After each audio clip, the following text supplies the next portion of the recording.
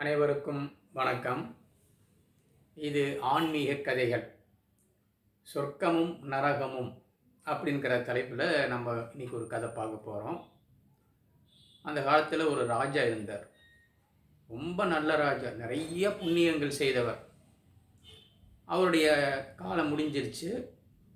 யமதர்மன் தன்னுடைய தூதர்களை கூப்பிட்டு, நீங்கள் போய் அந்த ராஜாவை தக்க மரியாதையோடு நீங்கள் சொர்க்கத்துக்கு கூட்டிகிட்டு போய் விடுங்க அப்படின்னு சொல்கிறார். அதே யமதர்மன் என்ன சொல்கிறாருன்னா, அந்த ராஜா இவ்வளோ நிறைய புண்ணியம் செஞ்சுருந்தாலும் ஒரு சின்ன பாவம் செஞ்சிட்டாரு, அதனால் கொஞ்சம் அப்படியே நரகத்து வழியாக கொஞ்சம் கூட்டிக்கிட்டு சொர்க்கத்துக்கு வாங்கன்னுக்கிறார். அப்படியே ஆகட்டும்னு சொல்லிட்டு யமதூதர்கள் அந்த ராஜாவை கூட்டிக்கிட்டு வராங்க. நரகத்து வழியாக வந்துட்டுருக்காங்க. அந்த நரகத்தில் இருக்கிற மக்கள்லாம் ஒரே கூச்சல், அம்மா ஐயோ அப்படின்னு. என்னன்னு பார்த்தா அந்த நரகத்தில் வெப்பம் தாங்க முடியலையாம், அவ்வளோ வெப்பம். இந்த புண்ணியம் செய்த அந்த ராஜா போன உடனே அந்த சத்தம்லாம் நின்றுச்சு. உடனே இவர் கேட்குறாரு யம தூதர்களை பார்த்து, என்ன இவ்வளோ சத்தம் போட்டாங்களே, இப்போ சத்தமே இல்லையே அப்படின்னு கேட்ட உடனே யம தூதர் சொல்கிறாங்க, நீங்கள் புண்ணியாத்தமாக வந்திருக்கீங்க, நீங்கள் வந்ததுனால இந்த நரகமே குளிர்ச்சி ஆயிடுச்சு, அதனால் இப்போ வெப்பம் அவர்களுக்கு இல்லை, அதனால் அவங்க சத்தத்தை நிறுத்திட்டாங்க அப்படிங்கிறார். அந்த நரகத்தில் இருக்கவங்கெல்லாம் இந்த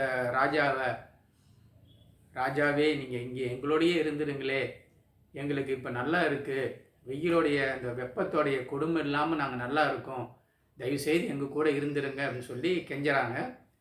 உடனே ராஜா பார்க்குறாரு, சரி நீங்கள் இத்தனை பேர் நல்லா இருக்கணும்னா நான் ஒருத்தன் இங்கே இருக்கிறதுல ஒன்றும் பிரச்சனை இல்லை, நான் உங்களோடையே இருக்கிறேன். யமதூதர்களை பார்த்து, நன்றிங்க ஐயா, வணக்கம், நீங்கள் போயிட்டு வாங்க, நான் இங்கேயே இருந்துக்கிறேன்னு சொல்லிடுறார். வரமாட்டேன்றார். யமதூதர்கள் யமதர்மன்கிட்டையும் இந்திரன்கிட்டையும் சொல்கிறாங்க இந்தமாரி நடந்த விஷயத்தை. உடனே யமதர்மனே நேராக வரார் இந்திரனையும் கூட்டிக்கிட்டு, இந்தமாரி நீங்கள் சொர்க்கத்தில் இருக்க வேண்டிய ஆள், நீங்களாம் நரகத்தில் இருக்கக்கூடாது, நீங்கள் நரகத்தில் இருந்தால் சரிப்பட்டு வராது, நீங்கள் சொர்க்கத்துக்கு வாங்கன்னுக்கிறாங்க. அப்போ இந்த ராஜா சொல்கிறாரு, நான் செய்த புண்ணியங்கள் அத்தனையும் இந்த நரகத்தில் இருக்கிறவங்களுக்கு தாரவார்த்து கொடுத்துட்றேன், அதனால் நீங்கள் அவங்க எல்லாத்தையும் சொர்க்கத்துக்கு கூட்டிகிட்டு போங்க அப்படின்னு சொல்கிறாரு. அதேமாரி செஞ்ச உடனே ஆயிரக்கணக்கான தெய்வ விமானங்கள் வருது, எல்லாரையும் நரகத்தில் இருக்கிறவங்கெல்லாம் கூட்டிக்கிட்டு சொர்க்கத்துக்கு போகிறாங்க. இவர் இங்கேயே இருந்துடுறார், நான் வரல அப்படின்கிறார். யமதர்மன் இந்திரன் கேட்குறாங்க, ஏன்? அதான் நான் என்னுடைய புண்ணியத்தெல்லாம் கொடுத்துட்டேன், இப்போ நான் எப்படி வர்றது சொர்க்கத்துக்கு, நான் இங்கே இருந்துடுறேன் அப்படின்கிறார். உடனே அப்போ இந்திரன் சொல்கிறாரு,